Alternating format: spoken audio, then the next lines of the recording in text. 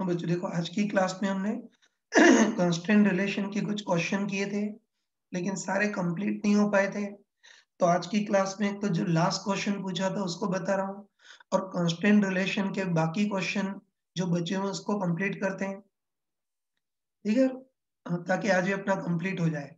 तो इसको आज ही वीडियोस को देख करके नोट करके कंप्लीट कर देना, क्योंकि थर्सडे, फ्राइडे और सैटरडे में हमको रिलेटिव मोशन की शीट डिस्कस करनी है और न्यूटन्स लॉ में सेक्शन ई तक हमको डिस्कस करना है। इसलिए आज ही इसको कंप्लीट कर देना। ये तो देखो, सबसे पहले तो आज की क्लास में जो लास्ट क्वेश्चन कराया था उसको बता रहा हूँ। ठीक, कई मूर्ख लोग कोई भी टफ चीज आ जाती है तो एक बार में समझ ही नहीं पाते हैं। ठीक, पूछते हैं कि फिर वापस इसको बताओ, तो एक बार देख लेना। देखो, क्वेश्चन पहले बोल लेता हूँ। तो हमको दे रखा है कि स्मूथ हॉरिजॉन्टल सरफेस है, उस पे m मास का ब्लॉक रखा है, धागा लगा दिया और इससे m मास का एक और ब्लॉक लटका दिया है, सिस्टम को छोड़ दिया है। तो कॉमन सेंस से बोल सकते हैं कि छोड़ने पर ये ब्लॉक तो अपने वेट के कारण नीचे आएगा और ये ब्लॉक नीचे आएगा, तो ऑब्वियसली इस ब्लॉक को ग्राउंड के पैरेलल हॉरिजॉन्टली आगे की ओर जाना पड़ेगा। उड़ तो नहीं सकता है ना, ये तो बस ये ब्लॉक नीचे आएगा और ये ब्लॉक नीचे आएगा, तो इस ब्लॉक को सरफेस के पैरेलल हॉरिजॉन्टली आगे की ओर जाना होगा। किसी इंस्टेंट पे इसकी वेलोसिटी v1 और इसकी v2 मान लेते हैं। तो हमको पूछा है कि जिस इंस्टेंट पर रस्सी का हॉरिजॉन्टल से एंगल थीटा हो, उस इंस्टेंट पर v1 और v2 में क्या रिलेशन होगा वो देखना है। तो सबसे पहले बताओ, इसमें अपना टेंशन वाला जुगाड़ लगा सकते हैं क्या नहीं लगा सकते हैं? तुम बताओ। कि इसमें भी केवल दो ब्लॉक इंडिपेंडेंटली मूव कर रहे हैं तो अच्छी बात है, लेकिन इस ब्लॉक का मोशन रस्सी के अलोंग नहीं है, रस्सी से टेढ़ा है, इसलिए इस बार टेंशन वाला जुगाड़ है, शॉर्टकट नहीं लगा सकते। इस बार हमको बेसिक L1 L2 वाले तरीके से करना ही पड़ेगा। तो कर सकते हैं ना? तो उसके लिए क्या करते हैं कि ये जो कॉम्प्लिकेटेड रस्सी है उसको कंसीडर करते हैं। चलो इस लाइन को L1 और इसको L2, वही तरीका कि ब्लॉक्स मूव करेंगे तो L1 भी चेंज होगा और L2 भी चेंज होगा, लेकिन दोनों का एडिशन मतलब रस्सी की टोटल लेंथ कांस्टेंट रहेगी। बस पहली स्टेप में क्या लिखेंगे, L1 प्लस L2 रस्सी की टोटल लेंथ होगी जो कि कांस्टेंट रहेगी। फिर वेलोसिटी में रिलेशन निकालने के लिए इसका डिफरेंशिएशन करेंगे, तो dl1 by dt plus dl2 by dt equal to constant का डिफरेंशिएशन 0। बस अब मेन पार्ट इन दोनों की वैल्यू रखना, तो इन दोनों की वैल्यू रखते हैं। पहले dl1 by dt, तुम बताओ कि dl1 by dt क्या होगा। L1 में रेट ऑफ चेंज मतलब इस फासले में रेट ऑफ चेंज, इसको कौन चेंज करेगा, पुली और ब्लॉक। पुली फिक्स है तो उसके कारण रेट ऑफ चेंज 0, और ये जो ब्लॉक है वो v1 की रेट से पुली से दूर जा रहा है, मतलब v1 की रेट से इस फासले को बढ़ा रहा है, इससे rate of change plus v1, तो net rate of change 0 plus v1।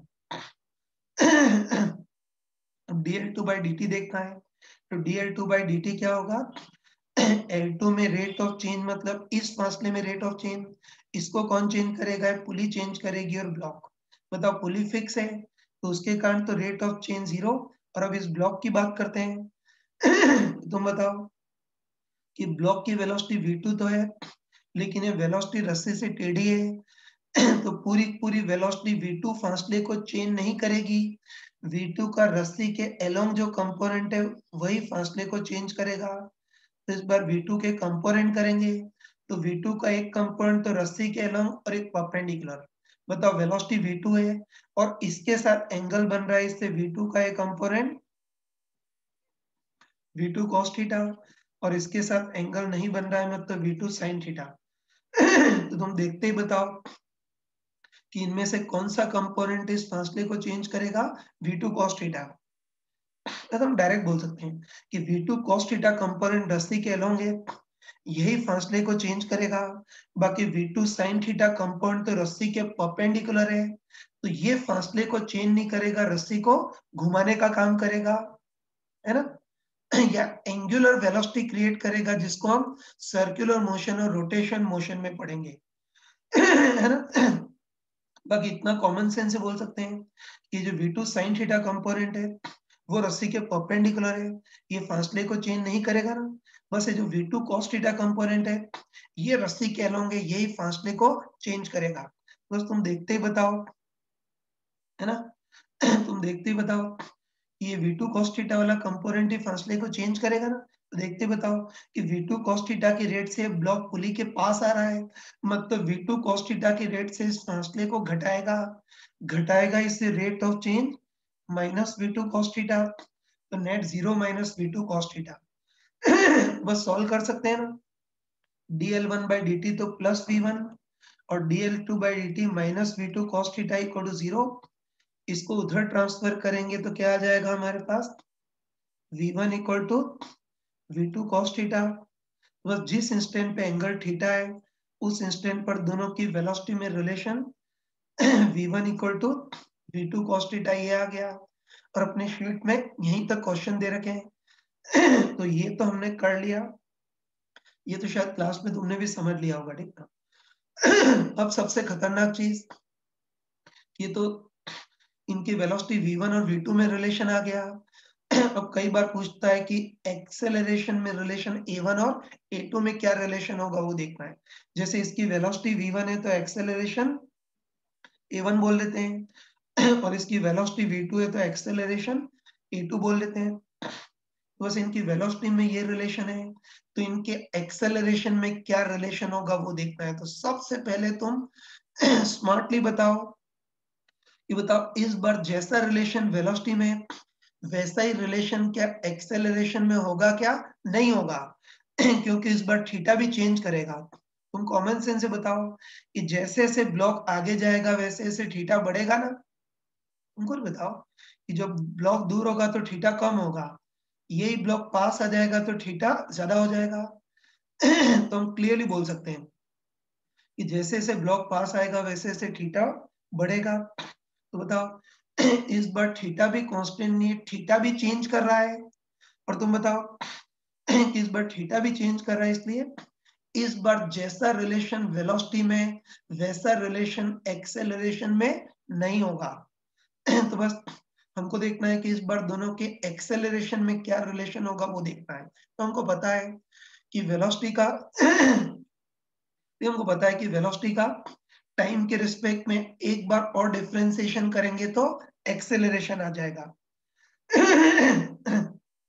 बस वेलोसिटी में relation v1 equal to v2 cos theta है, एक्सेलरेशन में रिलेशन निकालना है। तो उसके लिए हम क्या करते हैं, सिंपली LHS और RHS दोनों t के रिस्पेक्ट में डिफरेंशिएशन करते हैं, मतलब d by dt करते हैं। तुम बताओ कि v1 का t के रिस्पेक्ट में डिफरेंशिएशन करेंगे तो dv1 by dt, जिसको इस ब्लॉक का एक्सेलरेशन a1 बोल सकते हैं, इक्वल टू अब RHS में भी t के रिस्पेक्ट में डिफरेंशिएशन करते हैं।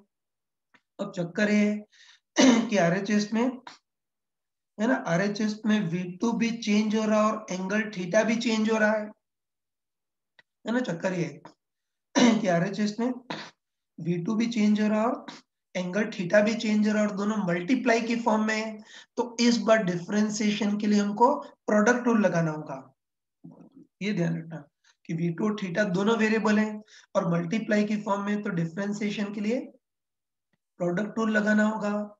मतलब वही first as it is second का differentiation plus second as it is first का डिफरेंशिएशन। इसको थोड़ा आगे लिख देता हूँ, सॉरी। ठीक है, मैं फिर से लिख रहा हूँ। इधर है ना v1 का t के रिस्पेक्ट में डिफरेंशिएशन करेंगे तो dv1 by dt equal to RHS का t के रिस्पेक्ट में डिफरेंशिएशन करना है। तो दोनों वेरिएबल है और मल्टीप्लाई की फॉर्म में, तो डिफरेंशिएशन के लिए प्रोडक्ट रूल लगाएंगे। First as it is second का differentiation plus second as it is first का डिफरेंशिएशन। तो फर्स्ट एज इट इज मतलब v2 as it is, second का डिफरेंशिएशन तो बताओ cos थीटा है और उसका t के रिस्पेक्ट में डिफरेंशिएशन करना है, मतलब इस बार हमको किसी और के रिस्पेक्ट में डिफरेंशिएशन करना है। और बताओ किसी और के रिस्पेक्ट में डिफरेंशिएशन कैसे करते हैं, पहले पूरे का डिफरेंशिएशन इनटू अंदर वाले का एक बार और, पहले पूरे का। तो बताओ cos थीटा का डिफरेंशिएशन तो माइनस साइन थीटा इनटू फिर अंदर वाले का एक बार और तो थीटा का टी के रिस्पेक्ट में differentiation D theta by D T हो गया। तो first as it is second का differentiation plus second as it is first का डिफरेंशिएशन। तो सेकेंड एज इट इज मतलब cos theta as it is और फर्स्ट का डिफरेंशिएशन तो v2 का t के रिस्पेक्ट में डिफरेंशिएशन dv2 बाय dt ये हो गया। बस तुम आराम से बताओ कि इसमें dv1 बाय dt को तो क्या बोल सकते हैं, पहले का एक्सेलरेशन a1 और dv2 बाय dt को क्या बोल सकते हैं, दूसरे ब्लॉक का एक्सेलरेशन a2। तो बताओ इस बार a1 और a2 में क्या रिलेशन आ गया, रिलेशन क्या आ गया, a1 इक्वल टू इस a2 cos थीटा को मैं आगे लिख रहा हूं और इस कचरे को पीछे लिख देता हूं तो minus v2 sin theta into D theta by D T. बस है ना, बस हम कंफर्म बोल सकते हैं कि बताओ इस बार थीटा भी चेंज कर रहा है, इसलिए जैसा रिलेशन वेलोसिटी में होगा वैसा ही एक्सेलरेशन में नहीं होगा। तो वेलोसिटी में तो रिलेशन बिल्कुल सिंपल है v1 equal to v2 cos theta, लेकिन एक्सेलरेशन में रिलेशन बहुत कॉम्प्लिकेट होगा a1 equal to a2 cos theta minus v2 sin theta into D theta by dt। तो वेलोसिटी में रिलेशन जैसा है, एक्सेलरेशन में रिलेशन वैसा नहीं होगा, कॉम्प्लिकेटेड होगा। लेकिन अब इसका एक स्पेशल केस लेते हैं, है ना, इसका स्पेशल केस लेते हैं। चलो अब मान लेते हैं कि इस बार इस पूरे सिस्टम को रेस्ट से रिलीज किया है और हमको पूछा है कि रेस्ट से रिलीज करने के जस्ट बाद दोनों के एक्सेलरेशन में रिलेशन क्या होगा वो देखना है। लिख देता हूं, ये लिख देता हूं, just after releasing from rest, है ना। तो ध्यान रखना इस बार हमको दे रखा है कि पूरे सिस्टम को रेस्ट से रिलीज किया है, तो बस हमको पूछा है कि रेस्ट से रिलीज करने के जस्ट बाद एक्सेलरेशन में क्या रिलेशन होगा वो देखना है ना। तो हम कॉमन सेंस से बोल सकते हैं, इस बार मान लेते हैं पूरे सिस्टम को रेस्ट से रिलीज किया है, तो रेस्ट से रिलीज करने के जस्ट बाद तो v1 भी टेंड्स टू 0 होगा और v2 भी टेंड्स टू 0 होगा, है ना। रेस्ट से रिलीज किया है, क्या रेस्ट से रिलीज करने के जस्ट बाद एक झटके में कोई वेलोसिटी पैदा होगी क्या, नहीं होगी ना। तो हम बोल सकते हैं कि इस पूरे सिस्टम को रेस्ट से रिलीज किया है और रेस्ट से रिलीज करने के जस्ट बाद बोल रहा है, तो हमको पता है कि रेस्ट से रिलीज करने के जस्ट बाद दोनों की वेलोसिटी ऑलमोस्ट 0 होगी। तो रेस्ट से रिलीज करने के जस्ट बाद v1 भी टेंड्स टू 0 और v2 भी टेंड्स टू 0।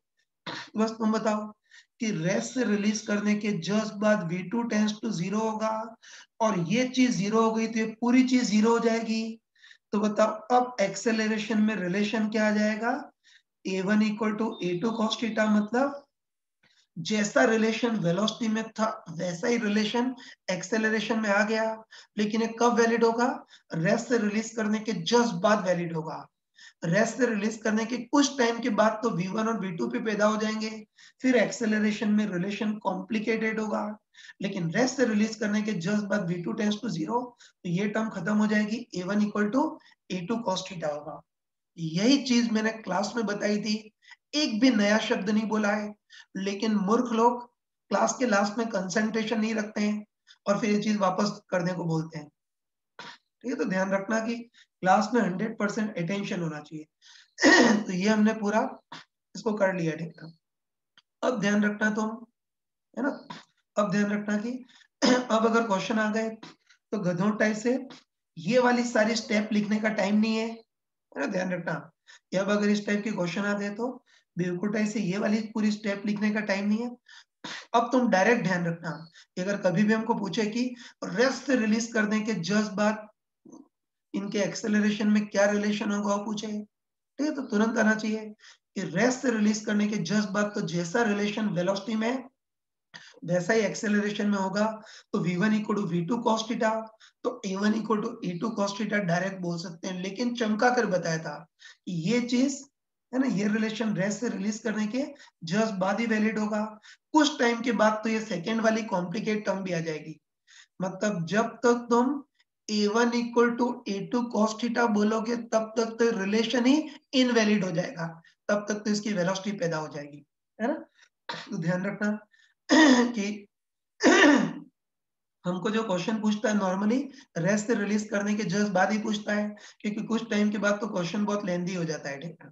तो हमको बस यही पूछेगा कि रेस्ट से रिलीज करने के जस्ट बाद इनके एक्सेलरेशन में क्या रिलेशन होगा।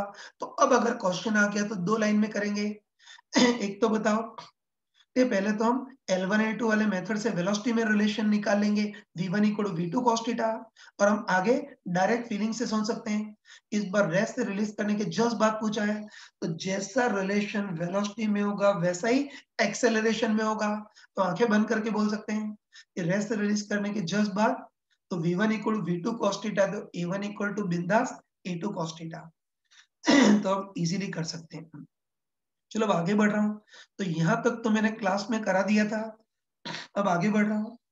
तो देखो, इस बार भी सेम वही चीज़ है कि पूरे सिस्टम को रेस्ट से रिलीज़ किया है। अभी तक तो हमने रिलीज़ करने के जस्ट बाद इनके एक्सेलरेशन में केवल रिलेशन ही निकाला है। लेकिन सेकंड पार्ट पे हमको पूछा है कि रेस्ट से रिलीज़ करने के जस्ट बाद इन दोनों का एक्सेलरेशन, है ना, कंप्लीटली कितना होगा वो निकालना है। अभी तक तो रिलेशन ही था ना। लेकिन सेकंड पार्ट में पूछा है कि रेस्ट से रिलीज करने के जस्ट बाद दोनों का एक्सेलरेशन कितना होगा वो कंप्लीटली निकालना है। बस मैंने क्लास में चमका कर बताया था कि केवल वेलोसिटी और एक्सेलरेशन में रिलेशन निकालना हो, तब तो केवल कांस्टेंट मेथड मतलब L1 L2 का मेथड इतना ही करते हैं। लेकिन इस सेकेंड पार्ट में इनका एक्सेलरेशन कंप्लीटली निकालना है, तो इस बार हमको अपनी सारी स्टेप लगानी होगी। मतलब वही सीधे साधे बच्चों टाइप से एक्सेलरेशन मानेंगे, फ्री बॉडी डायग्राम बनाएंगे, न्यूटन्स लॉ की इक्वेशन लिखेंगे, और लास्ट में एक्सेलरेशन में रिलेशन भी लिखेंगे। स्टार्ट करते हैं। पहले दोनों का एक्सेलरेशन मानते हैं। तो कोई छोटा बच्चा ही बोल सकता है कि ये ब्लॉक अपने वेट के कारण नीचे आएगा तो A1, ये ब्लॉक नीचे आएगा तो ये ब्लॉक और ऑब्वियसली ग्राउंड के और अलोंग हॉरिजॉन्टली आगे की ओर जाएगा तो इसका एक्सेलरेशन A2,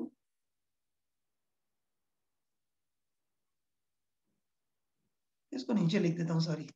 ये तो इसका एक्सेलरेशन A1 और इसका एक्सेलरेशन A2 ये मान लिया। एक्सेलरेशन मान लिया। अब हर एक ब्लॉक का फ्री बॉडी डायग्राम और न्यूटन की इक्वेशन। चलो पहले इस ब्लॉक का फ्री बॉडी डायग्राम। तो इस ब्लॉक पर कौन-कौन से फोर्स लगेंगे? एक तो ग्रेविटेशन फोर्स mg और रस्सी खींचेगी T से। इसका एक्सेलरेशन नीचे की ओर है, तो रिजल्टेंट नीचे की ओर force equal to mass into acceleration. तो रिजल्टेंट नीचे की ओर फोर्स कितना होगा? mg minus T. तो रिजल्टेंट नीचे की ओर force mg minus T equal to अकेले इसका mass m into acceleration A1। ये इसकी इक्वेशन हो गई। फिर इसका फ्री बॉडी डायग्राम बनाते हैं। मतलब अकेले इस ब्लॉक पर कौन कौन से फोर्स लगेंगे वो देखना है, और स्मार्टनेस रखना कि इस ब्लॉक का एक्सेलरेशन प्योरली हॉरिजॉन्टल डायरेक्शन में है, तो इस ब्लॉक पर केवल हॉरिजॉन्टल फोर्सेस से ही मतलब होना चाहिए, वर्टिकल फोर्स से कोई मतलब नहीं होना चाहिए।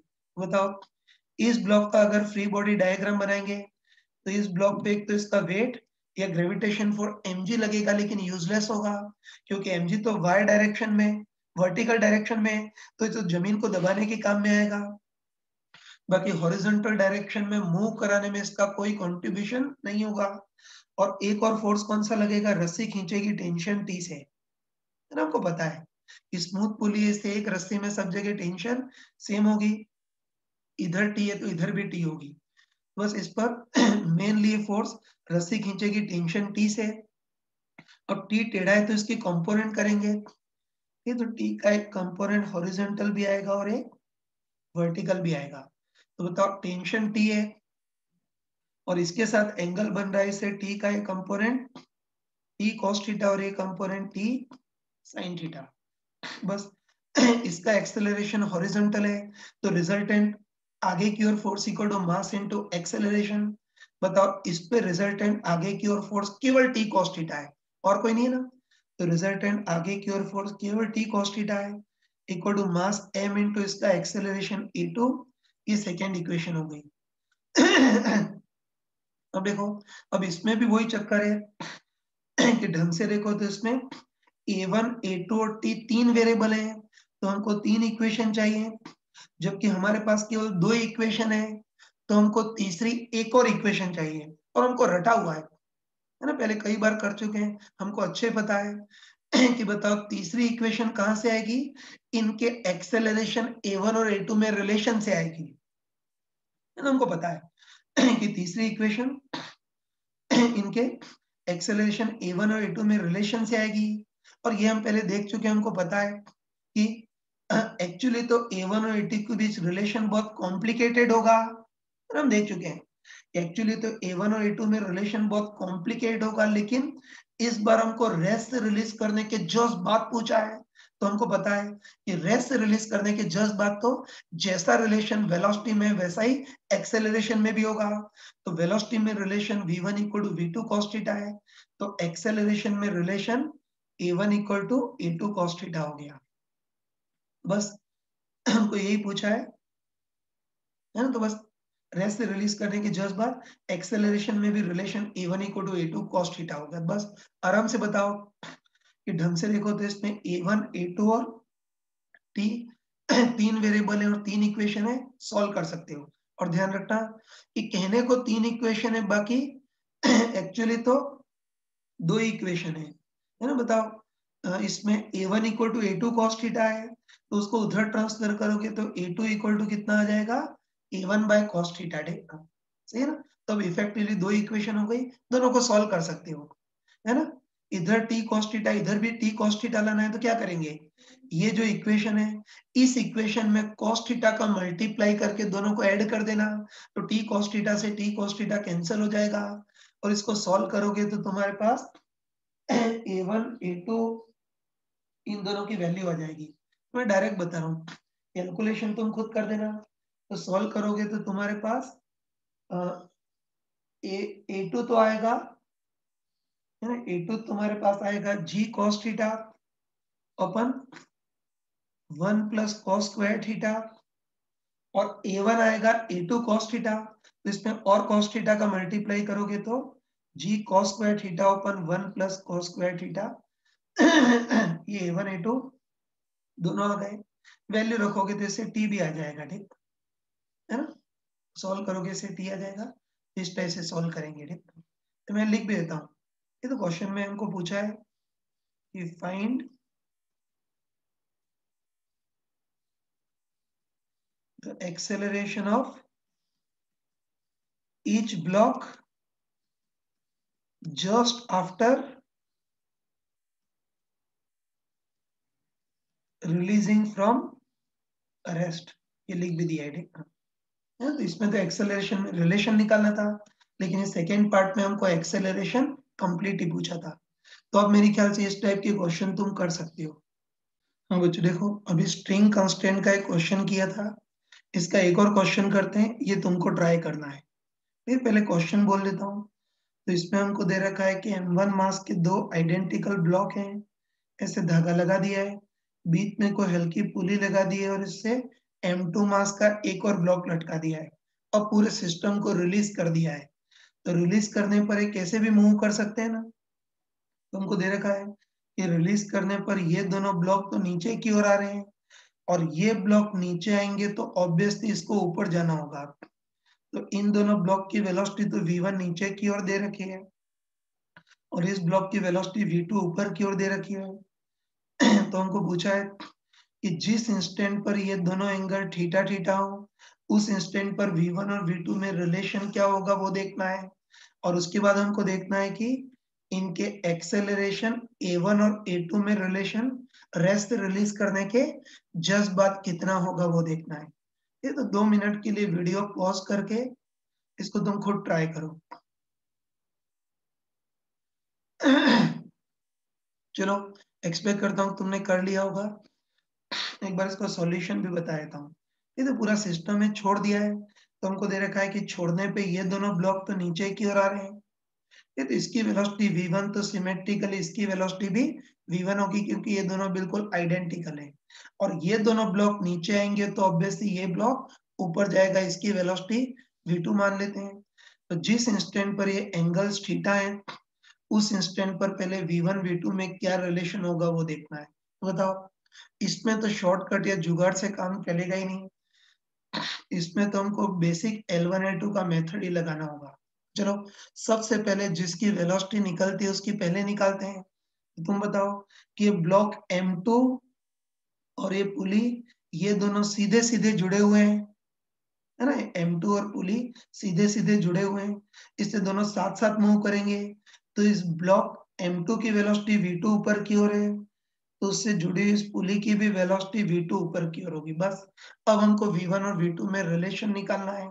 तो अब हम ये जो कॉम्प्लिकेटेड रस्सी है उसको कंसीडर करते हैं और हर एक लाइन को मान लेते हैं। तो चलो इस लाइन को L1 इसको L2, इसको L3 और इसको L4 मान लेते हैं। तो वही तरीका कि ब्लॉक्स मूव करेंगे तो L1 भी चेंज होगा, L2 भी चेंज होगा, L3 भी चेंज होगा और L4 भी चेंज होगा, लेकिन चारों का एडिशन या रस्सी की टोटल लेंथ तो कांस्टेंट ही रहेगी। तो बस अपनी पहली स्टेप में क्या लिखेंगे, L1 plus L2 plus L3 plus L4 रस्सी की टोटल लेंथ होगी जो कि कांस्टेंट रहेगी। अब इसका डिफरेंशिएशन करते हैं, तो क्या आएगा dl1 by dt plus dl2 by dt plus dl3 by dt plus dl4 by dt equal to constant का डिफरेंशिएशन 0। अब सबसे मेन पार्ट है इनकी वैल्यू रखना, तो इनकी वैल्यू रखते हैं। चलो सबसे पहले dl1 by dt, तुम देखते ही बताओ कि dl1 by dt क्या होगा। L1 में रेट ऑफ चेंज मतलब इस फासले में रेट ऑफ चेंज, इसको कौन चेंज करेगा, पुली और ब्लॉक। पुली फिक्स है तो इसके कारण रेट ऑफ चेंज 0, और ये जो ब्लॉक है वो V1 की रेट से इस पुली से दूर जा रहा है, मतलब V1 की रेट से इस वाले फासले को बढ़ाएगा, बढ़ाएगा तो rate of change plus V1, तो net rate of change 0 plus V1। अब तुम देखते ही बताओ कि dl1 by dt 0 plus V1 है, तो सिमेट्रिकली dl4 by dt भी 0 प्लस V1 होगा। बताओ इस L1 और L4 में कोई डिफरेंस नहीं है, तो dl1 by dt 0 plus V1 है, तो सिमेट्रिकली dl4 by dt भी 0 प्लस V1 ही होगा। ठीक है, अब मेन dl2 by dt देखते हैं। तो बताओ, ये बताओ dl2 by dt क्या होगा। L2 में रेट ऑफ चेंज मतलब इस फासले में रेट ऑफ चेंज, इसको कौन चेंज करेगा, ये पुली और ये पुली। तो सबसे पहले बताओ ये वाली पुली तो बिल्कुल फिक्स है, इसके कारण तो रेट ऑफ चेंज 0। और इस पुली की बात करते हैं तो इस पुली की वेलोसिटी v2 तो है लेकिन रस्सी से टेढ़ी है, तो इसकी पूरी वेलोसिटी फासले को चेंज नहीं करेगी, इस वेलोसिटी का इस रस्सी के अलोंग कंपोनेंट ही फासले को चेंज करेगा। तो v2 है, इसके साथ एंगल थीटा बन रहा है, तो v2 का रस्सी के अलोंग कंपोनेंट कितना हो गया, v2 cos थीटा, और दूसरे कंपोनेंट को रिप्रेजेंट करने की जरूरत है ही नहीं। तो बस इसकी वेलोसिटी v2 है, तो इसकी वेलोसिटी का रस्सी के along component v2 cos theta होगा। तो बताओ ये पुली v2 cos थीटा की रेट से इस पुली के पास आ रही है, मतलब v2 cos थीटा की रेट से इस फासले को घटा रही है, घटा रही है इससे rate of change minus v2 cos theta, और net rate of change 0 minus v2 cos theta. बताओ dl2 by dt इतना है, तो सिमेट्रिकली dl3 by dt भी उतना ही होगा। L2 और L3 बिल्कुल सिमेट्रिकल हैं, तो dl2 by dt 0 minus v2 cos theta, तो dl3 by dt भी 0 माइनस v2 cos थीटा उतना ही होगा। या गधों टाइप से चाहो तो कर भी सकते हो इसको, कि अब dl3 by dt देखना है, मतलब L3 में रेट ऑफ चेंज देखना है, तो इसको कौन चेंज करेगा, ये पुली और ये पुली। ये पुली फिक्स है तो रेट ऑफ चेंज 0। इस पुली की वेलोसिटी v2 तो है लेकिन रस्सी से टेढ़ी है, तो इसकी वेलोसिटी का रस्सी के along component v2 cos theta यही फासले को चेंज करेगा, तो v2 cos थीटा की रेट से पुली इसके पास आ रही है, फासले को घटा रही है, इससे rate of change minus v2 cos theta. लेकिन ये मूर्खता करने की जरूरत ही नहीं थी। बताओ L1 और L4 सिमेट्रिकल है, तो dl1 by dt 0 plus v1, तो सिमेट्रिकली dl4 by dt भी 0 प्लस v1। और L2 और L3 सिमेट्रिकल है, तो dl2 by dt 0 minus v2 cos theta, तो सिमेट्रिकली dl3 by dt भी 0 माइनस v2 cos थीटा। इसको सॉल्व कर लेना, तो क्या आएगा 2v1 minus 2v2 cos theta equal to 0। इसको ट्रांसफर करोगे तो तुम्हारे पास कितना आ जाएगा, v1 equal to v2 cos theta तो पहले पार्ट का तो आंसर आ गया कि इन दोनों की वेलोसिटी में रिलेशन तो v1 equal to v2 cos theta होगा। ठीक, अब देखो अब अगले पार्ट में दे रखा है कि अब दोनों को मान लेते हैं कि रेस्ट से रिलीज किया है, तो रेस्ट से रिलीज करने के जस्ट बाद इनके एक्सेलरेशन में रिलेशन क्या होगा वो देखना है। जैसे इसकी वेलोसिटी v1 तो एक्सेलरेशन a1 और इसकी वेलोसिटी v2 तो एक्सेलरेशन a2 ना। तो रेस्ट से रिलीज किया है रेस्ट से रिलीज करने के जस्ट बाद इनके एक्सेलरेशन में रिलेशन क्या होगा वो देखना है। तो शायद तुम देखते ही समझ गए होंगे कि इस बार भी थीटा वेरिएबल है, मतलब थीटा चेंज हो रहा है ना। देखते बताओ कि इस बार थीटा भी चेंज कर रहा है और हम पहले पढ़ चुके हैं कि बताओ इस बार थीटा भी चेंज कर रहा है, इसलिए इस बार जैसा रिलेशन वेलोसिटी में वैसा ही रिलेशन एक्सेलरेशन में नहीं होगा। मैंने पढ़ चुके हैं, कॉम्प्लिकेट होगा, बोल सकते हैं कि थीटा भी चेंज हो रहा है, मतलब इस बार जैसा रिलेशन वेलोसिटी में वैसा ही रिलेशन एक्सेलरेशन में नहीं होगा, लेकिन रेस्ट से रिलीज करने के जस्ट बाद पूछा है। तो हम पहले देख चुके हैं, हमको पता है कि रेस्ट से रिलीज करने के जस्ट बाद तो जैसा रिलेशन वेलोसिटी में वैसा ही एक्सेलरेशन में होगा। तो वेलोसिटी में relation v1 equal to v2 cos theta है, तो एक्सेलरेशन में relation a1 equal to a2 cos theta होगा। लेकिन ये कब वैलिड है? रेस्ट से रिलीज करने के जस्ट बाद वैलिड है। कुछ टाइम के बाद तो v1 और v2 भी पैदा हो जाएंगे, तो फिर रिलेशन ये कॉम्प्लिकेटेड वाला होगा। ठीक, लेकिन इस बार रेस्ट से रिलीज करने के जस्ट बाद पूछा है, तब तो v1 equal to v2 cos theta, तो a1 equal to a2 cos theta तो ये शायद तुमने कर लिया होगा। ठीक, अब देखो ये तो रेस्ट से रिलीज करने के जस्ट बाद इनके एक्सेलरेशन में केवल रिलेशन ही आया, लेकिन क्वेश्चन के अगले पार्ट में पूछा है कि सेम वही सिस्टम है। अभी तो रेस्ट से रिलीज करने के जस्ट बाद एक्सेलरेशन में रिलेशन ही निकाला था लेकिन इस बार पूछा है कि रेस्ट से रिलीज करने के जस्ट बाद दोनों ब्लॉक का एक्सेलरेशन पूरा निकालना है, कंप्लीट ही निकालना है। तो तुम बताओ कि पहले एक्सेलरेशन में केवल रिलेशन ही निकालना था तो केवल L1 L2 का मेथड ही लगाया था, लेकिन सेकेंड पार्ट में इनका एक्सेलरेशन कंप्लीट ही निकालना है। तो इस बार हमको अपनी सारी स्टेप लगानी होगी, मतलब वो एक्सेलरेशन मानेंगे, फ्री बॉडी डायग्राम बनाएंगे और न्यूटन की इक्वेशन लिखेंगे। पहले एक्सेलरेशन मानते हैं, तो हम मान चुके हैं कि इन दोनों का एक्सेलरेशन तो a1 नीचे की ओर होगा, ये नीचे आएंगे तो ऑब्वियसली ऊपर जाएगा, इसका एक्सेलरेशन a2 एक्सेलरेशन मान लिया अब हर किसी का अलग अलग फ्री बॉडी डायग्राम बनाएंगे, लेकिन फ्री बॉडी डायग्राम के लिए टेंशन देखनी है। तो चलो इस रस्सी में टेंशन T मान लेते हैं। अब हमको पता है कि एक रस्सी में सब जगह टेंशन सेम होगी, तो इधर टेंशन T है तो इधर भी टेंशन T होगी, इधर भी टेंशन T होगी और इधर भी टेंशन T होगी। देखना, अब इधर टेंशन T, इधर T, तो इधर क्या 2T होगी? क्या नहीं होगी? अगर इस टाइप का सिचुएशन होता, ये दोनों रस्सियां वर्टिकल होती, तब तो हम आंखें बंद करके बोल सकते हैं इधर टेंशन T, इधर भी T, तो इधर 2T। लेकिन इस बार रस्सियां ऐसी टेढ़ी हैं, है ना। तो कोई स्मार्ट पर्सन हो तो देखते ही बता देगा इधर टेंशन T, इधर टेंशन T, तो इधर 2T तो नहीं होगी, उल्टी 2T cos थीटा होगी, है ना। कोई स्मार्ट पर्सन हो तो शक्ल देख करके ही बता सकता है, लेकिन एक बार गधों टाइप से कर लेते हैं बस इस रस्ते में टेंशन T है, इधर भी T है, तो इधर टेंशन कितनी होगी वो देखना है। तो बताओ इन दोनों रस्सियों में तो टेंशन T है, इस रस्सी में टेंशन निकालनी है, तो हम उस ऑब्जेक्ट को कंसीडर करेंगे जो इन रस्सी और इस रस्सी को जोड़ रहा है। तो बताओ इन रस्सी और इस रस्सी को कौन जोड़ रही है? पुली। तो हम इस पुली को कंसीडर करते हैं, इसका फ्री बॉडी डायग्राम। अकेले इस पुली पर कौन कौन से फोर्स लगेंगे वो देखते हैं। तो बताओ पुली मासलेस है, इससे खुद का वेट तो नेग्लिजिबल है, तो उस पर केवल टेंशन ही लगेंगे। तो ये रस्सी खींचेगी टी से सिमेट्रिकली, ये भी रस्सी खींचेगी टी से, और ये रस्सी भी खींचेगी, इधर टेंशन कुछ और होगा, चलो मैं T2 बोल देता हूँ, है ना तो इस पे ये फोर्स लगेंगे, ये रस्सी खींचेगी टी से, ये भी खींचेगी टी से, और इधर टेंशन कुछ और होगा, तो चलो T2 बोल लेता हूँ। ठीक, अब तुम आराम से बताओ कि बताओ इसमें T2 तो सीधा ऐसे ही रहने देंगे, और ये दोनों T टेढ़े हैं तो इनके कंपोनेंट कर लेंगे, तो इस टी का भी एक कंपोनेंट हॉरिजॉन्टल और वर्टिकल, इसका भी एक कंपोनेंट हॉरिजॉन्टल और वर्टिकल। टी है, इसके साथ एंगल थीटा बन रहा है तो टी का एक कंपोनेंट टी cos थीटा और एक टी sin थीटा।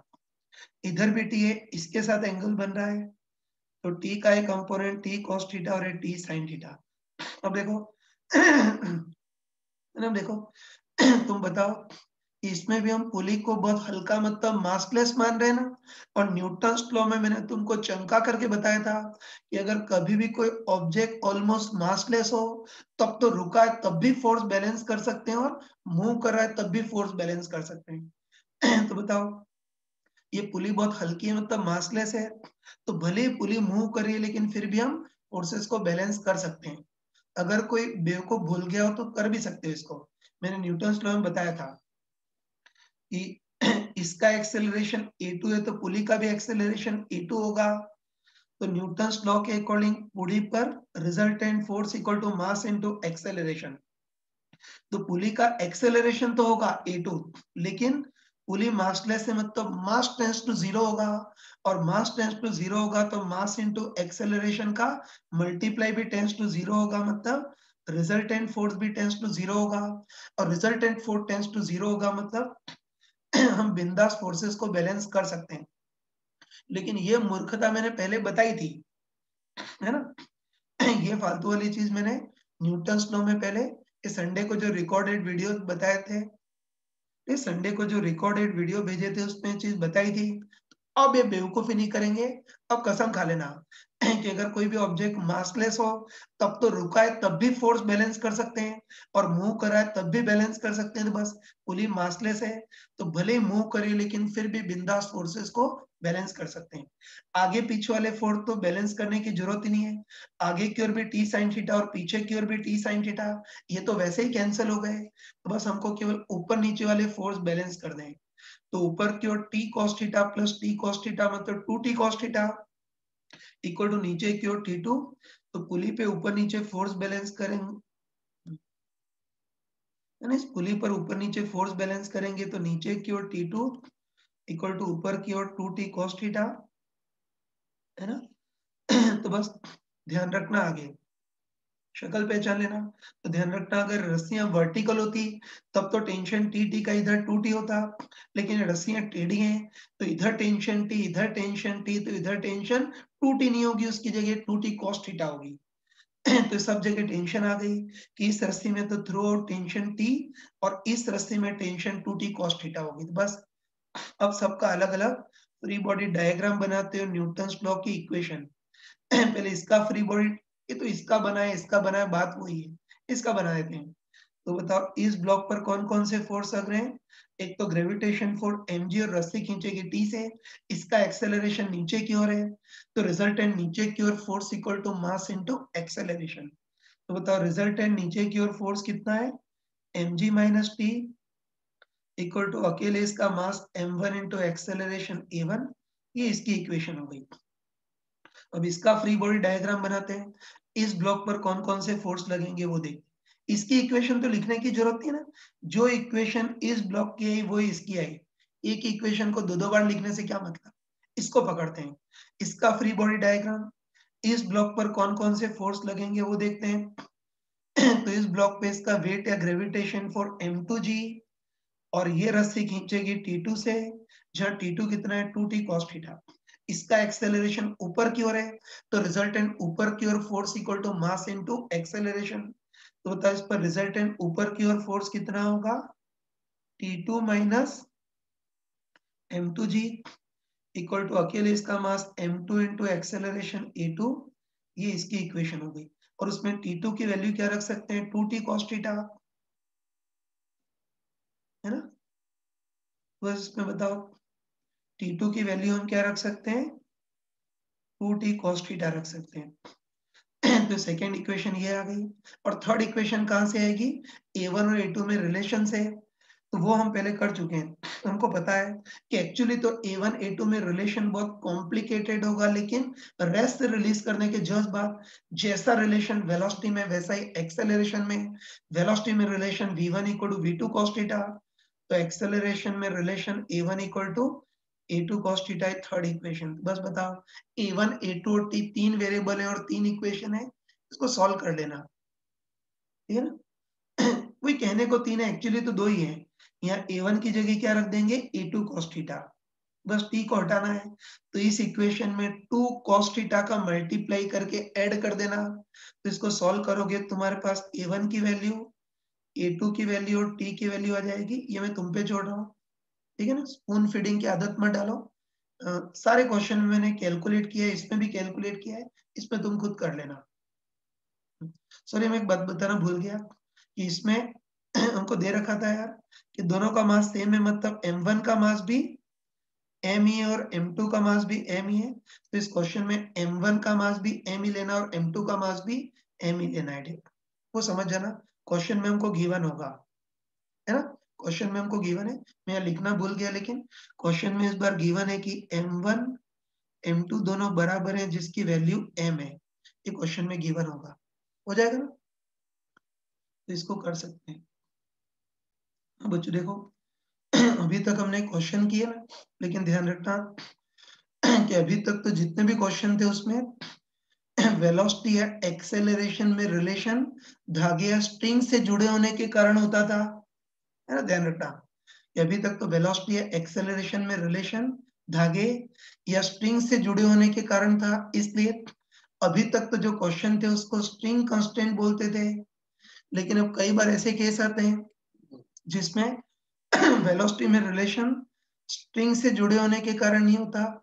कई बार ऐसा होता है कि वेलोसिटी में रिलेशन रेगुलर कांटेक्ट के कारण होता है। और ध्यान रखना कि स्ट्रिंग के कारण वेलोसिटी में जो रिलेशन होता है उसको स्ट्रिंग कांस्टेंट, और दो ब्लॉक के रेगुलर कांटेक्ट के कारण वेलोसिटी में जो रिलेशन होता है उसको वेज कांस्टेंट बोलते हैं।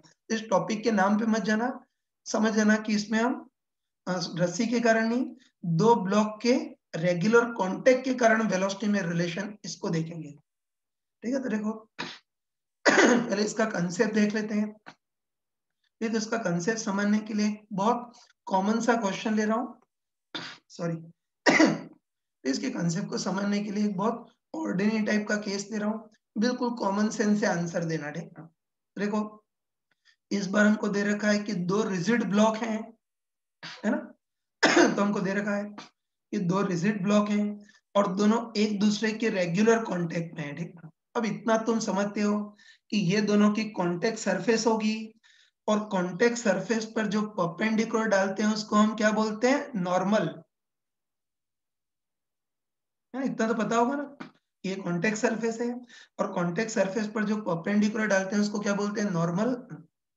ये तो ध्यान मान लेते हैं कि दो रिजिड ऑब्जेक्ट में जो एक दूसरे के बिल्कुल रेगुलर कांटेक्ट में है, तो तुम बिल्कुल कॉन्फिडेंट ही बताओ कि दो रिजिड ऑब्जेक्ट अगर एक दूसरे के रेगुलर कांटेक्ट में है, तो बताओ इस ब्लॉक की नॉर्मल वेलोसिटी 10 है, तो इस ब्लॉक की भी नॉर्मल वेलोसिटी एग्जैक्टली कितनी होनी चाहिए, 10 ही होनी चाहिए, है ना। तो हम कॉमन से बोल सकते हैं कि दो रिजिड ऑब्जेक्ट एक दूसरे के रेगुलर कांटेक्ट में है, तो बताओ इस ब्लॉक की अगर नॉर्मल वेलोसिटी 10 है तो इस ब्लॉक की भी नॉर्मल वेलोसिटी एग्जैक्टली 10 होनी चाहिए। 10 से थोड़ी सी भी ज्यादा भी नहीं होनी चाहिए और थोड़ी सी भी कम भी नहीं होनी चाहिए। अगर कम ज्यादा हो गई तो क्या अनर्थ होगा वो देख सकते हैं, ठीक है। जैसे मान लेते हैं, ये मान लेते हैं कि इसकी तो नॉर्मल वेलोसिटी 10 है लेकिन इसकी नॉर्मल वेलोसिटी 11 हो गई। तो तुम देखते ही बताओ, इसकी नॉर्मल वेलोसिटी 10 और इसकी नॉर्मल वेलोसिटी अगर 11 हो गई तो ये ब्लॉक तो पीछे ही निकल जाएगा और ये ब्लॉक इसको छोड़ करके आगे बढ़ जाएगा, मतलब दोनों के बीच कांटेक्ट खत्म हो जाएगा, ध्यान रखना। इसकी 10 और इसकी नॉर्मल वेलोसिटी 11 हो गई तो ये ब्लॉक तो बेचारा पीछे ही रह जाएगा और ये ब्लॉक इससे आगे निकल जाएगा, मतलब दोनों के बीच रेगुलर कांटेक्ट नहीं रह पाएगा, तो ये केस भी रिजेक्ट हो गया, ठीक है। और चलो अब उल्टा केस लेते हैं।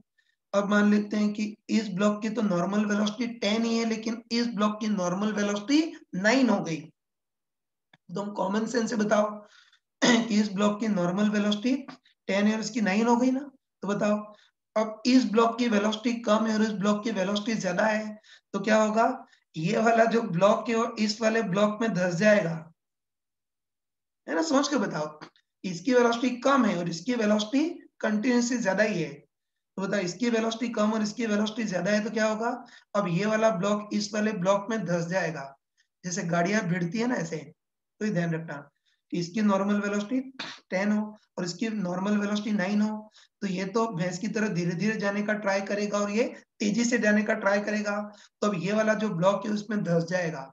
अब तुम बताओ कि दोनों ब्लॉक बिल्कुल रिजिड है ना, दोनों ब्लॉक बिल्कुल रिजिड है, मतलब एक ब्लॉक दूसरे में धंस भी नहीं सकता, मतलब ये सिचुएशन भी रिजेक्ट हो गई, है ना, दोनों ब्लॉक रिजिड है, मजबूत है, एक ब्लॉक दूसरे में धंस भी नहीं सकता, दोनों रिजेक्ट हो गई, तो इससे हम पक्का बोल सकते हैं कि अगर दो रिजिड ब्लॉक, है ना, पक्का बोल सकते हैं कि दो रिजिड ऑब्जेक्ट एक दूसरे के रेगुलर कांटेक्ट में है, तो दोनों की नॉर्मल वेलोसिटी तो बराबर होनी ही चाहिए। मतलब इसकी नॉर्मल वेलोसिटी 10 है तो इसकी भी नॉर्मल वेलोसिटी एग्जैक्टली 10 होनी चाहिए, 10 से थोड़ी सी भी ज्यादा भी नहीं होनी चाहिए और थोड़ी सी भी कम भी नहीं होनी चाहिए। बताओ इसकी नॉर्मल वेलोसिटी 10 से ज्यादा हो गई तो इस ब्लॉक को तो पीछे छोड़ देगा और ये आगे बढ़ जाएगा, कांटेक्ट खत्म हो जाएगा, और अगर इसकी नॉर्मल वेलोसिटी 10 से कम हो गई तो अभी पीछे वाला ब्लॉक इस आगे वाले ब्लॉक में धंस जाएगा, और रिजिड ब्लॉक के केस में वो भी पॉसिबल नहीं है, तो बस पक्का बोल सकते हैं, है ना, कंफर्म बोल सकते हैं कि कभी भी दो रिजिड ऑब्जेक्ट एक दूसरे के रेगुलर कांटेक्ट में तो दोनों की नॉर्मल वेलोसिटी तो बराबर होनी ही चाहिए, मतलब इसकी नॉर्मल वेलोसिटी 10 है तो इसकी भी एग्जैक्टली 10 होनी चाहिए, 10 से थोड़ी भी ज्यादा भी नहीं और कम भी नहीं। तो हमको पता चल गया कि दो रिजिड ऑब्जेक्ट एक दूसरे के रेगुलर कांटेक्ट में हो तो दोनों की नॉर्मल वेलोसिटी तो बराबर होनी ही चाहिए, लेकिन दोनों की टेंजेंशियल वेलोसिटी डिफरेंट हो सकती है, जैसे इसकी टेंजेंशियल वेलोसिटी 2 ऊपर की ओर और इसकी 3 नीचे की ओर ये हो सकती है।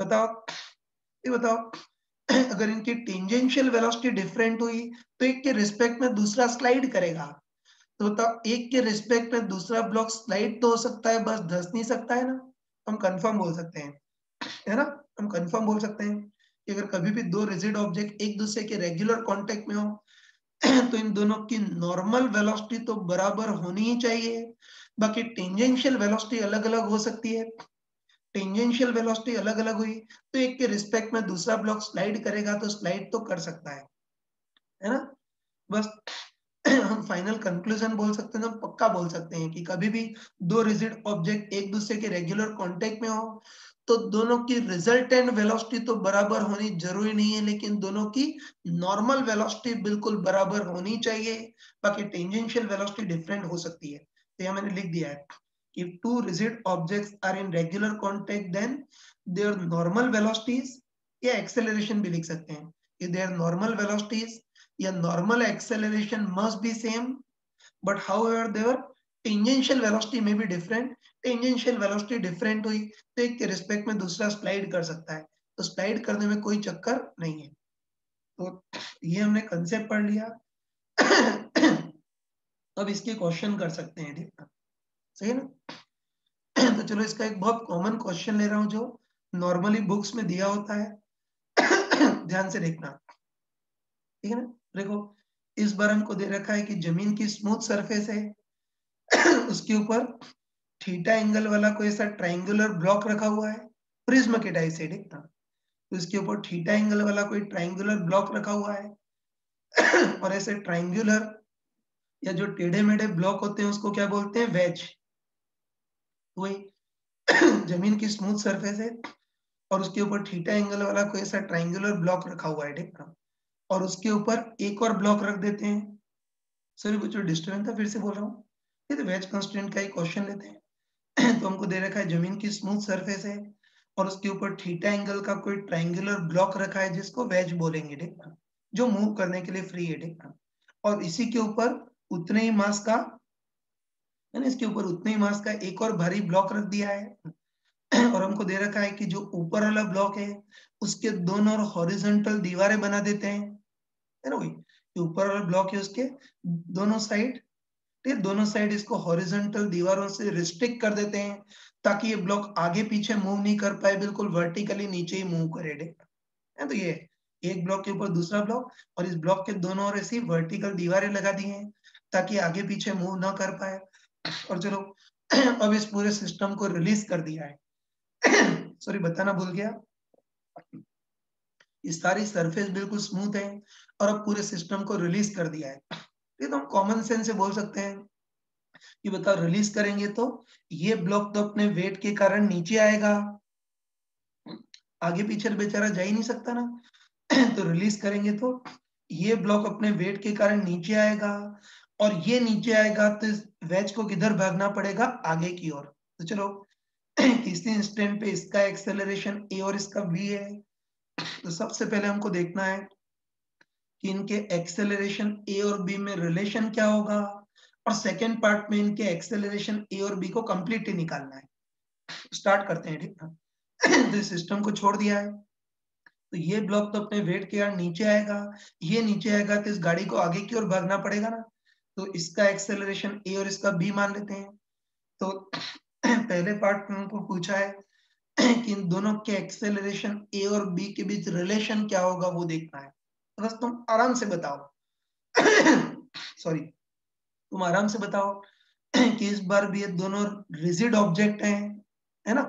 इस बार भी दोनों रिजिड ब्लॉक हैं और दोनों रिजिड ब्लॉक अपने रेगुलर कांटेक्ट में है। ये तो हम डायरेक्ट बोल सकते हैं कि दो रिजिड ऑब्जेक्ट अगर रेगुलर कांटेक्ट में हो तो दोनों के नेट एक्सेलरेशन तो बराबर होने जरूरी नहीं है, लेकिन दोनों के नॉर्मल एक्सेलरेशन बराबर होने ही चाहिए, है। तो ये बोल सकते हैं कि दोनों रिजिड ऑब्जेक्ट हैं जो एक दूसरे के रेगुलर कांटेक्ट में है, तो रटा हुआ है कि रिजिड ऑब्जेक्ट एक दूसरे के रेगुलर कांटेक्ट में हो तो दोनों के रिजल्टेंट एक्सेलरेशन तो बराबर होने जरूरी नहीं है, लेकिन दोनों के नॉर्मल एक्सेलरेशन बराबर होने ही चाहिए।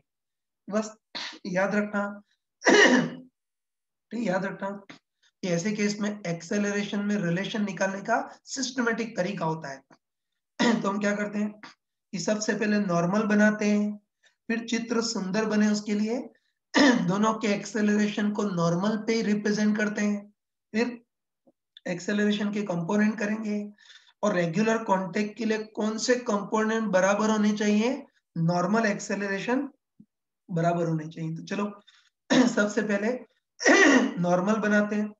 तुम देखते ही बताओ कि ये दोनों की कॉन्टेक्ट सरफेस है ना, देखते ही बताओ कि ये दोनों की कॉन्टेक्ट सरफेस है तो नॉर्मल उसके परपेंडिकुलर हो गया है, नॉर्मल बना दिया। अब हम क्या करेंगे आसानी के लिए दोनों के एक्सेलरेशन को नॉर्मल पर ही रिप्रेजेंट करेंगे। तो बताओ इसका एक्सेलरेशन बी नीचे की ओर है, इसको भी नॉर्मल पे ही रिप्रेजेंट करेंगे, और इसका एक्सेलरेशन ए आगे की ओर है, उसको भी नॉर्मल पे ही रिप्रेजेंट करेंगे।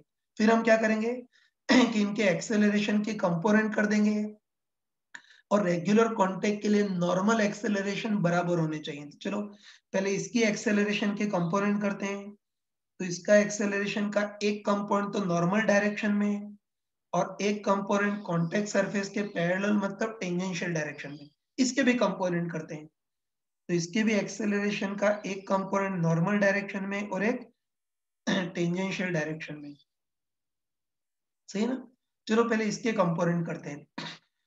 कंपोनेंट में सबसे मेन चीज है एंगल देखना, तो एंगल के लिए उस जादुई थ्योरम का यूज कर सकते हैं। तो तुम बताओ कि इस इंक्लाइन का हॉरिजॉन्टल से एंगल थीटा है तो उसके नॉर्मल का वर्टिकल के साथ भी एंगल थीटा होगा। बी एक्सेलरेशन है, इसके साथ एंगल बन रहा है तो बी का ये कंपोनेंट बी कॉस थीटा और ये कंपोनेंट बी साइन थीटा। इसके कंपोनेंट करते हैं, फिर इसमें एंगल के लिए किसी जादू की जरूरत नहीं है, साफ साफ दिख रहा है कि ये लाइन इंक्लाइन के पैरेलल है तो ये एंगल थीटा है तो ये भी सिमिलर एंगल थीटा। ए एक्सेलरेशन है इसके साथ एंगल बन रहा है तो ए का ये कंपोनेंट तो ए कॉस थीटा और ये कंपोनेंट ए साइन थीटा। बस एक्सेलरेशन के कंपोनेंट कर लिए।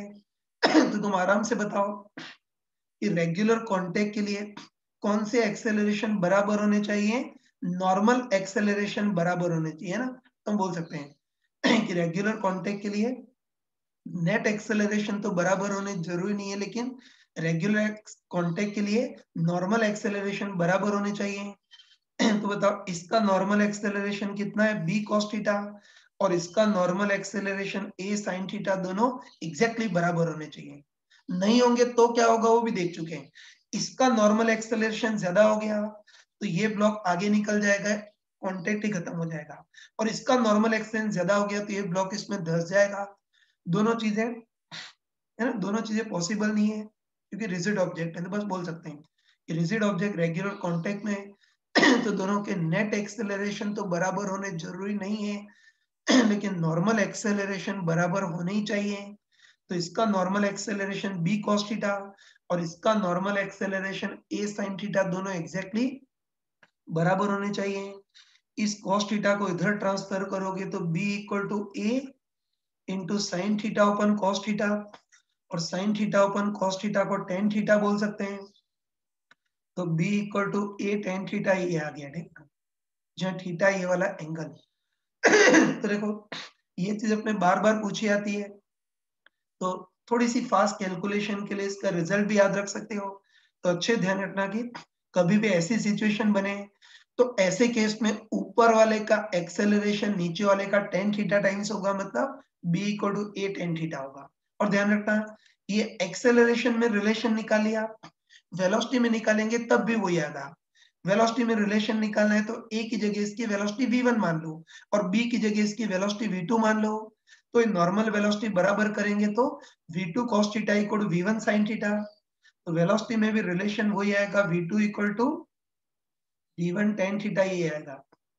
अब कई गधे लोग ये पूछते हैं कि यहाँ तो वेलोसिटी और एक्सेलरेशन में रिलेशन अलग अलग आ रहा था और यहाँ सेम क्यों आ गया। तो ध्यान रखना कि जो पहले क्वेश्चन किए थे उसमें थीटा चेंज कर रहा था, लेकिन यहाँ इस वेज का एंगल थीटा कांस्टेंट है और थीटा कांस्टेंट है, इसलिए इस बार एक्सेलरेशन में भी relation b equal to a tan theta, और अगर वेलोसिटी में रिलेशन निकालोगे तब भी v2 equal to v1 tan theta वही आएगा चलो आगे बढ़ते हैं। हाँ बच्चों आगे बढ़ते हैं। तो देखो अभी तक तो हमने इनकी एक्सेलरेशन में केवल रिलेशन निकाला, लेकिन अब सेकेंड पार्ट में पूछा है इस बार दोनों का एक्सेलरेशन कितना होगा वो कंप्लीट ही निकालना है, तो इसको भी देख लेना। ये सेम वही क्वेश्चन है, स्मूथ सरफेस के ऊपर m मास का कोई ट्रायंगुलर ब्लॉक रखा है जिसको वेज बोला है, और उसके ऊपर उतने ही मास का एक और भारी ब्लॉक रख दिया है ना, उसको दोनों दीवारों से रिस्ट्रिक्ट कर दिया है ताकि आगे पीछे मूव ना कर पाए। सारी सरफेस स्मूथ है और इसको रिलीज कर दिया है। तो हमको कॉमन सेंस से पता है कि रिलीज करने पे ये ब्लॉक तो नीचे आएगा और ये ब्लॉक नीचे आएगा, तो इस वेज को आगे की ओर भागना होगा तो देखो अभी तक तो एक्सेलरेशन में रिलेशन निकाला था, लेकिन इस बार इनका एक्सेलरेशन हमको कंप्लीटली पूछा है, पर हमको पता है इस बार एक्सेलरेशन कंप्लीटली पूछा है, मतलब इस बार हमको सारी स्टेप लगानी होंगी, मतलब एक्सेलरेशन मानेंगे, सबका अलग अलग फ्री बॉडी डायग्राम बनाएंगे, न्यूटन लॉ की इक्वेशन लिखेंगे और लास्ट में एक्सेलरेशन में रिलेशन भी लिखेंगे, है ना स्टार्ट करते हैं। सबसे पहले इनका एक्सेलरेशन मानते हैं, तो हम लॉजिकली देख चुके हैं कि ये ब्लॉक नीचे आएगा तो इस ब्लॉक को आगे की ओर भागना होगा, तो इसका एक्सेलरेशन a और इसका b मान लेते हैं, ये एक्सेलरेशन मान लिया। अब देखो अब सबका अलग अलग फ्री बॉडी डायग्राम बनाएंगे और न्यूटन लॉ की इक्वेशन लिखेंगे, है ना। अब देखो ध्यान रखना कि फ्री बॉडी डायग्राम बनाने में थोड़ी स्मार्टनेस रखना, ध्यान रखना फ्री बॉडी डायग्राम बनाने में थोड़ी स्मार्टनेस रखना कि देखो इस ब्लॉक का एक्सेलरेशन बिल्कुल हॉरिजॉन्टल डायरेक्शन में है, तो इस ब्लॉक पर केवल हॉरिजॉन्टल फोर्सेस से मतलब होना चाहिए, और इस ब्लॉक का एक्सेलरेशन बिल्कुल वर्टिकल डायरेक्शन में, तो इस ब्लॉक पर केवल वर्टिकल फोर्सेस से मतलब होना चाहिए, ठीक है तो चलो पहले इस ब्लॉक का फ्री बॉडी डायग्राम बनाते हैं मतलब अकेले इस ब्लॉक पर कौन कौन से फोर्स लगेंगे वो देखते हैं, है ना। और इसके फ्री बॉडी डायग्राम बनाने में स्मार्टनेस रखना कि इस ब्लॉक का एक्सेलरेशन हॉरिजॉन्टल है तो इस ब्लॉक पर केवल हॉरिजॉन्टल फोर्सेस से मतलब होना चाहिए, वर्टिकल फोर्सेस से कोई मतलब नहीं होना चाहिए। तो तुम बताओ कि इस ब्लॉक पे एक तो इसका वेट या ग्रेविटेशन फोर्स mg लगेगा, बताओ काम का होगा या फालतू फालतू होगा इस ब्लॉक पे केवल हॉरिजॉन्टल फोर्सेस से मतलब है, वर्टिकल फोर्सेस से कोई मतलब नहीं है, इससे mg को बहुत छोटा सा लिख देते हैं, ठीक है। एक और फोर्स लगेगा इस सरफेस पे जमीन और वेज एक दूसरे के कांटेक्ट में है, तो एक दूसरे को धक्का देंगे। तो ये जो जमीन वेज है वो जमीन को धक्का देगी N1 फोर्स है, तो एज रिएक्शन जमीन वेज को भी धक्का देगा N1 फोर्स है, लेकिन ये भी फोर्स वर्टिकल है, यूजलेस है, इसलिए इसको भी छोटे से अक्षरों में लिख दिया। इतना छोटा लिखेंगे कि दिखे ही नहीं।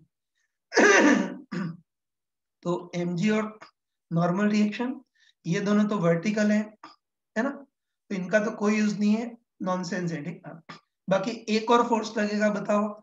ये दोनों ब्लॉक आपस में भी एक दूसरे के कांटेक्ट में है।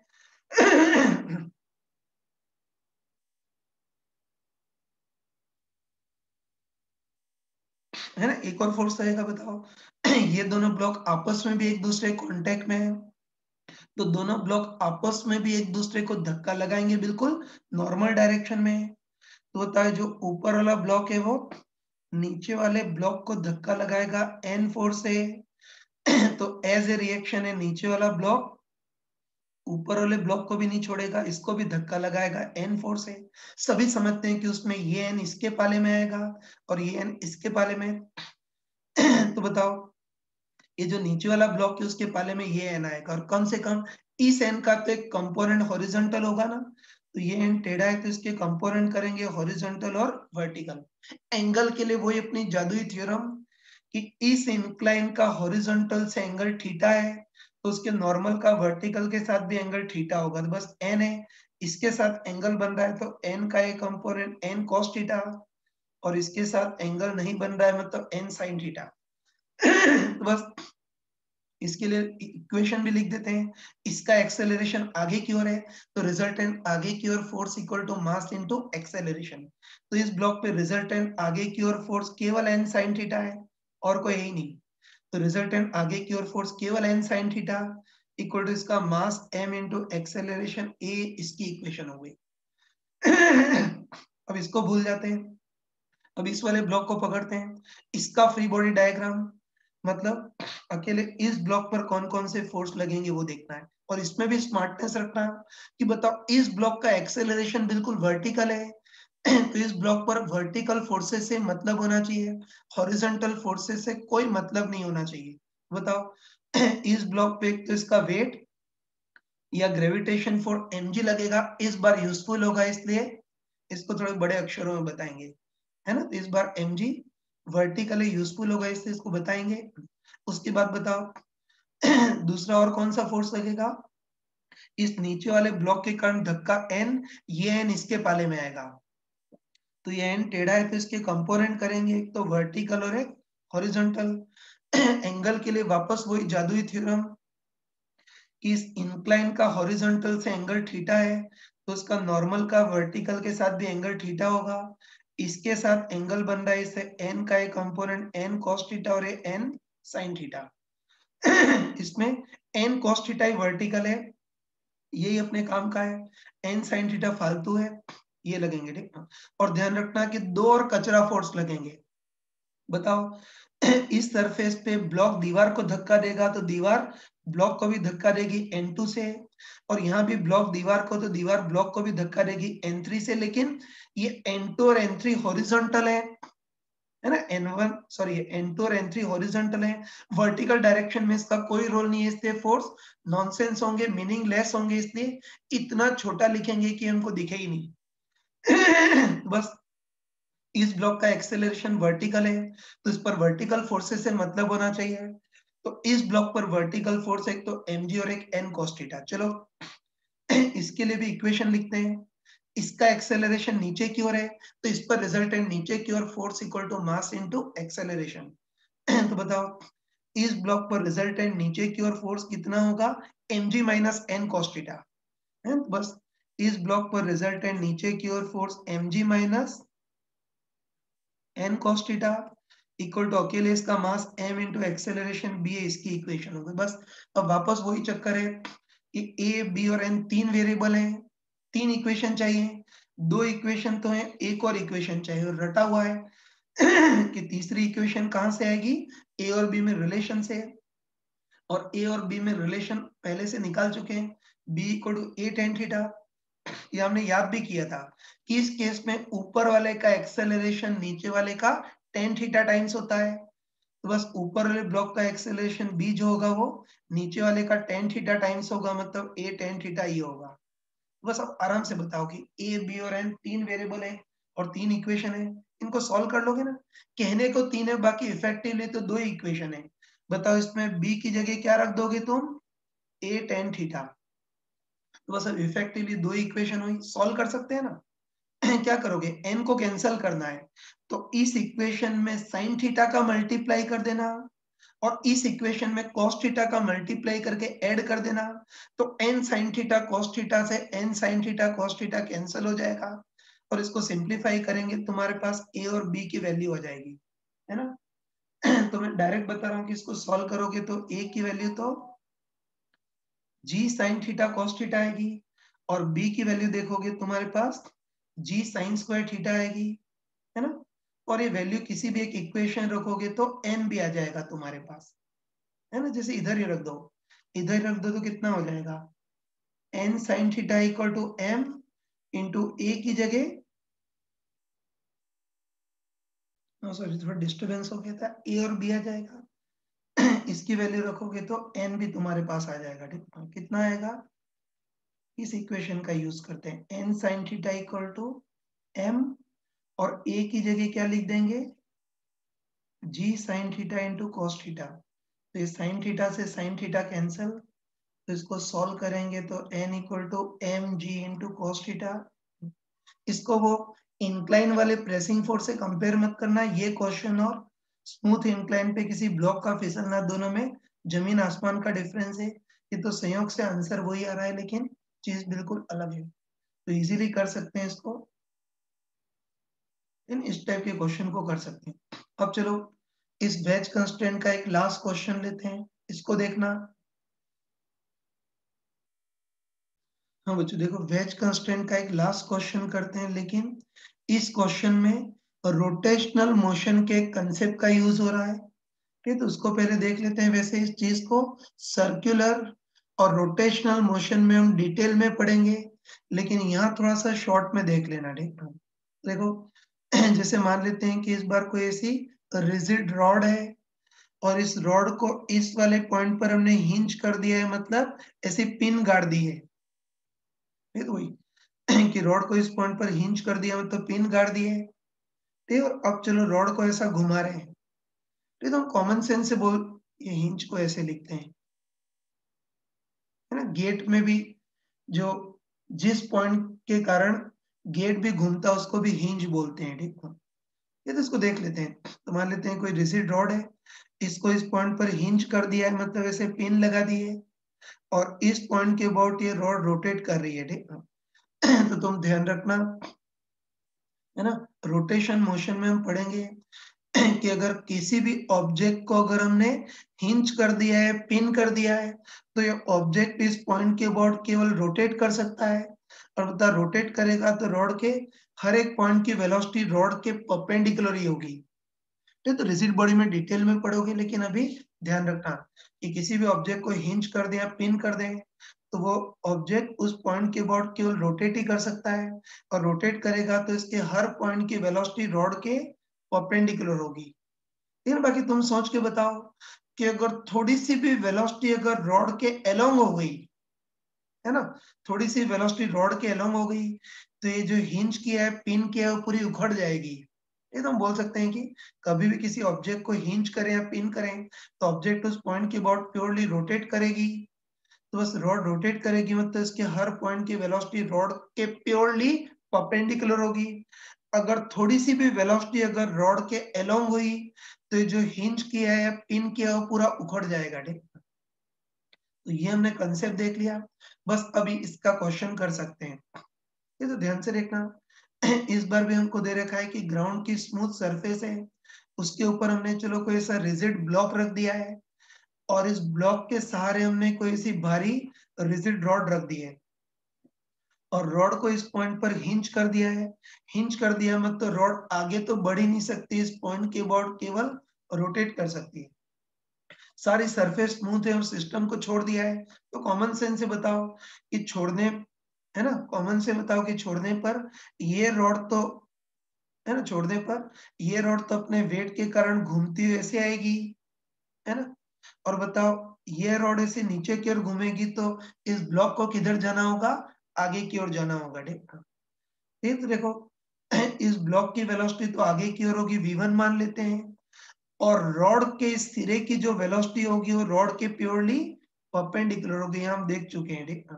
तो हमको पता है कि रॉड को इधर हिंज कर दिया है, रॉड केवल रोटेट कर रही है, इस रॉड के सिरे की वेलोसिटी रॉड के बिल्कुल परपेंडिकुलर होगी और इसको v2 मान लेते हैं। तो हमको पूछा है कि जिस इंस्टेंट पर रॉड का हॉरिजॉन्टल से एंगल थीटा है, उस इंस्टेंट पर इनकी वेलोसिटी v1 और v2 में क्या रिलेशन होगा वो देखना है।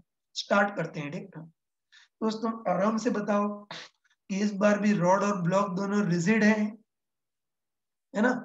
ब्लॉक और रॉड दोनों बिल्कुल रिजिड है, और हमको पता है कि दो रिजिड ऑब्जेक्ट अगर एक दूसरे के रेगुलर कांटेक्ट में हो तो उनकी नेट वेलोसिटी तो बराबर होना जरूरी नहीं है, लेकिन नॉर्मल वेलोसिटी बिल्कुल बराबर होनी ही चाहिए।